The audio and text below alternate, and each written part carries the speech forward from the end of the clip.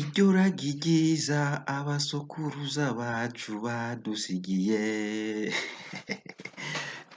Birakomeye cyane. Nyene icubahiro umukuru w'igihugu cacu c'Uburundi Evariste NDAYISHIMIYE yarayakoze ikintu gihambaye cyane, ikintu c'akataraboneka mu Burundi. Abaye uwa mbere mu bandi bakuru b'igihugu batwaye Uburundi, aho tubona umukuru w'igihugu yifatanya n'abatimbo akambara umwambaro wabo, ikirato agakura akaziha umurisho. Abandi nivyo bahora baca ku gatoya bakavuza, ariko biyambariye ikoti. Mugabo wewe uravye kwambara umwambaro, ikirato gakura, akabaterera, akaziha umurisho, akabiryosha ukuraho, umengo barategurana. Kuri twebwe rero twabonye ari ikimenyetso ciza cane co kwerekana ko ingoma ari akaranga k'abarundi twasigiwe n'abasokuru bacu. Ni n'igikorwa ciza co kwiyegereza abene igihugu muri vyose. Ndiko ndibaza uko nanje nari kwiyumva hamwe nokabaye ndi mu batimbo, hanyuma nkaziha umurisho ndi kumwe na nyene icubahiro wacu. Turamukeje kandi turamushimiye kuri ico gikorwa ciza, turamuteye intege ndetse mu bikorwa akorera Burundi nka Sebarundi.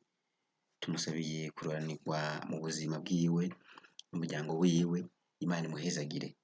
Reka rero twongere turabe gato ingene aziha umurisho. Siniguzi nani nanga, siniguzi kwenda ugwembe, siniguzi igihugu igihumeka, sinasorekeye gusorora abasha. Umuganga batari umuravumba abasha. Ewe Burundi dukunda, uri igihugu cifashe, Yongera tugushemetse mu ruharamba. igihugu cifashe kuko abana wibarutse. Yongera tugushemetse mu ruharamba.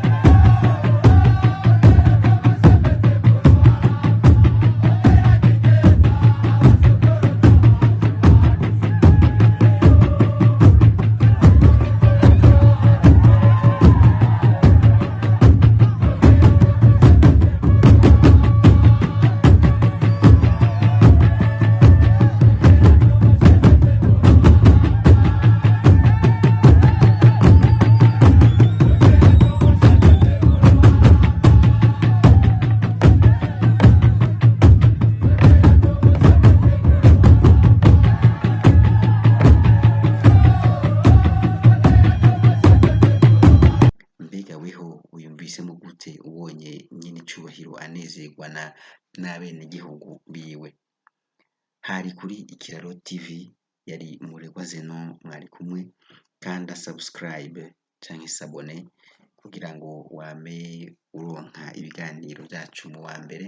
Kanda j'aime canke like wongere usangize abandi iki kiganiro. Muhezagirwe.